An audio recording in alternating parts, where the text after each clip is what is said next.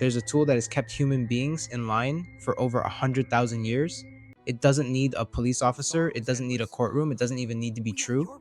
It just needs you to believe for 1 second that everyone is looking at you and they don't like what they see. That tool is shame. And long before we had laws, before we had prisons, before we had a single written rule anywhere on earth, shame was already running the show. If you've ever replayed an embarrassing moment from 10 years ago at 2 a.m. for absolutely no reason, you already know how strong this thing is. And today we're going to dig into why. Not just what shame feels like, but why it might be the single most effective social control mechanism ever documented.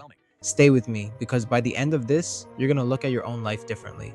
You're going to see it in your family, in your workplace, in religion, in politics, and in every app on your phone. So here's what we're actually answering today.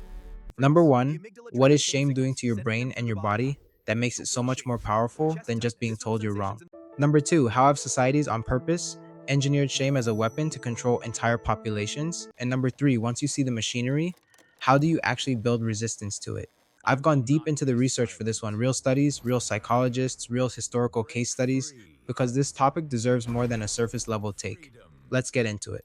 Most people use shame and guilt like they're the same word. They are not even close. And once you understand the difference, a lot of your own behavior is going to make a lot more sense. Guilt says, I did something bad. Shame says, I am something bad. That's it. That's the whole difference, and it's enormous. Guilt is about an action. You can apologize for an action, you can fix an action, you can learn from it and never do it again. Shame is about your identity, and you cannot apologize your way out of being told, at the core, that you are the problem. Psychologist June Tangney has spent decades researching this exact split, and her findings are almost unsettling. People who tend to feel guilt after doing something wrong usually respond by making things right, by repairing the relationship, by changing their behavior going forward. But people who tend to feel shame instead of guilt, they respond very differently. They withdraw, they get defensive. Some of them get aggressive, almost like a cornered animal. Because shame doesn't feel like a mistake you can fix, it feels like exposure. It feels like the real you just got seen, and the real you is unacceptable. Here's why this matters so much for what we're about to cover. A system that wants to control behavior through guilt has to keep pointing at specific actions. That's slow, that's inefficient. But a system that controls behavior through shame only has to do one thing. It has to convince you that who you are is conditional, that your worth is always on trial. And once you believe that, you'll police yourself forever. Nobody even has to watch you anymore. You'll do their job for them. This is the part that made me stop and rewrite this whole script, because it's not a metaphor. It is not shame feels like being punched. Neuroscientist Naomi Eisenberger ran a study where she had people play a virtual ball tossing game, and then the other players just stopped throwing them the ball, just excluded them. Nothing violent, nothing dramatic, just quiet social rejection. And when she scanned their brains, the region that lit up was the anterior cingulate cortex, the exact same region that activates when your body experiences actual physical pain. Your brain evolved this way for a reason, and it's not a flattering one. For most of human history, being cast out of your group didn't mean an awkward night alone. It meant death. No predator protection, no food sharing, no mate, nothing. Anthropologist Christopher Boehm, who spent years studying small scale hunter gatherer societies, documented something called reverse dominance hierarchy. Basically, early human groups had almost no tolerance for anyone who tried to dominate or exploit the group, and their number one tool for enforcing that wasn't violence. It was public shaming, mockery, and the threat of exile. A bully who got too aggressive wasn't necessarily killed. He was ridiculed, gossiped about, and slowly frozen out until he either changed his behavior or left. That system worked so well that it shaped how our brains process social threat for the next 100,000 years. So when your chest tightens because you think someone's judging you, that is not an overreaction. That is your ancient survival software running exactly as designed, using tools built for a world where exclusion actually meant you'd starve. The problem is, that software never got the update. It still treats a bad comment on a photo the same way it once treated actual banishment from the tribe. And that mismatch, that's the exact vulnerability that gets exploited by anyone who wants to control you. Now, here's where this gets uncomfortable, because shame isn't just something that happens to us naturally, it has been deliberately, systematically built into institutions, and once you know what to look for, you cannot unsee it. Picture colonial New England. Someone accused of adultery gets a scarlet letter sewn onto their clothing, forced to wear it in public every single day in front of everyone they know. The punishment wasn't prison, the punishment was visibility. Being seen as guilty was the entire point. Go back further, and you'll find the stocks and the pillory sitting in the middle of the town square, locking a person's head and hands in place while the whole community walked past and looked, and sometimes threw rotten food. Notice something. None of this required a single guard to stand there and enforce it. The crowd did the enforcing. Shame turned the entire community into free labor for social control. Philosopher Michel Foucault studied a prison design called the panopticon, a circular building where a single guard tower sits in the center and every cell faces inward, so prisoners never know if they're being watched at any given moment. And here's the genius, or the horror, depending how you look at it. Eventually, the prisoners start behaving as if they're always being watched, whether anyone's actually in that tower or not. Foucault used this to describe something much bigger than prisons. He argued that modern society runs on exactly this principle. You don't need someone actively shaming you every second. You just need to believe that you might be seen and judged at any moment, and you will regulate yourself. Sound familiar yet?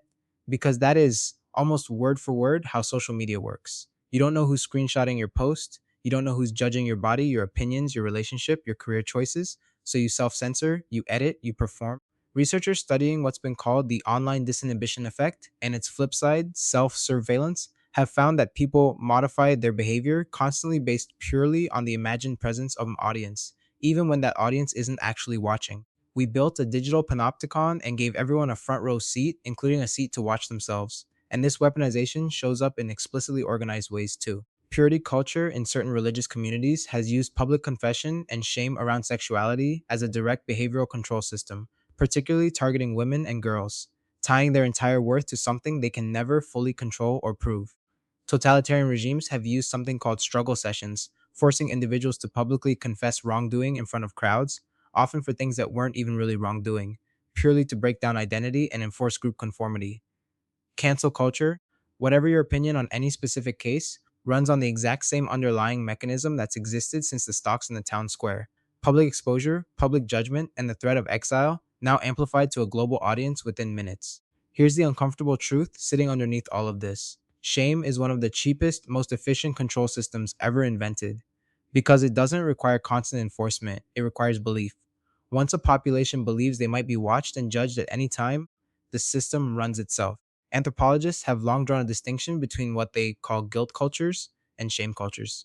And while it's a broad generalization, it's a genuinely useful one for understanding why people from different backgrounds respond so differently to the exact same social pressure. In cultures more oriented around guilt, wrongdoing tends to be processed internally through a private conscience, and it's addressed through confession, restitution, or personal reflection, even if nobody else ever finds out. In cultures more oriented around shame, right and wrong get anchored much more heavily to how the community perceives you, and losing face in front of others is treated as the primary consequence, sometimes even more significant than the original action itself. Neither one of these is better or worse. They're different operating systems for keeping a group functioning, but here's what's so fascinating. Even within cultures that lean more individualistic, entire subcultures still run heavily on shame mechanics. Family systems, friend groups, corporate environments, even fitness communities. Anywhere there's a strong us, you're going to find shame as the enforcement tool for staying inside that us. If you've ever felt a specific, sharp dread about disappointing your parents that felt completely different from just being wrong about something, that's the shame mechanism activating a much older, much deeper wire than simple logic or fairness. So if shame is this old, this deeply wired, and is deliberately reinforced by institutions around us, where does that leave you? Are you just stuck being controlled by it forever? No, and this is genuinely one of the more hopeful areas of psychology research out there right now. Researcher Brene Brown has spent over a decade studying what she calls shame resilience, and her findings point to one core mechanism above everything else. Shame depends on secrecy, silence, and judgment to survive. It cannot survive being spoken out loud to someone who responds with empathy instead of judgment. That's it. That's the antidote. Not confidence, not positive thinking. Empathy, specifically the kind you receive from someone else after you've told them the thing you were most afraid to say. Her research found something almost paradoxical. The people who seem most confident, most secure, most comfortable in their own skin are usually not the people who feel the least shame. They're the people who develop the ability to talk about it. They built what she calls shame resilience, the capacity to recognize shame when it hits, understand its triggers, reach out for connection instead of hiding, and speak the story out loud rather than let it fester quietly where it grows in the dark.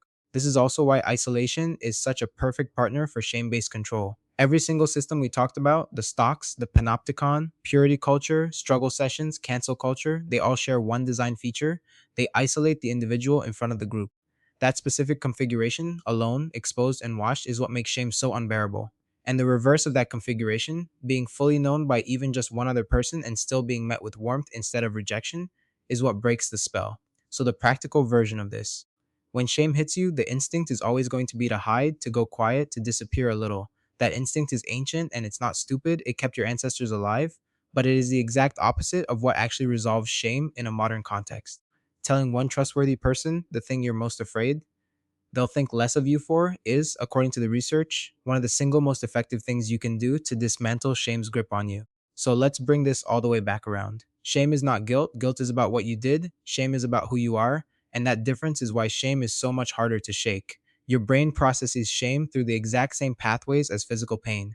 Because for most of human history, exclusion from the group really was a death sentence, and that ancient wiring never got the memo that we don't live in that world anymore. And because of how effective that wiring is, human institutions have deliberately engineered shame as a control mechanism for thousands of years, from the stocks in a colonial town square all the way to the panopticon logic sitting quietly behind every social media platform on your phone right now. But the same research that explains how shame controls us also shows us the way out: connection, honesty, and speaking the story out loud to someone who responds with empathy instead of judgment. If any part of this hit home for you, if you recognize yourself somewhere in that chest tightening feeling or that instinct to disappear, please subscribe. This channel exists to help you understand the machinery running underneath your own mind. And honestly, that only works if you stick around for it.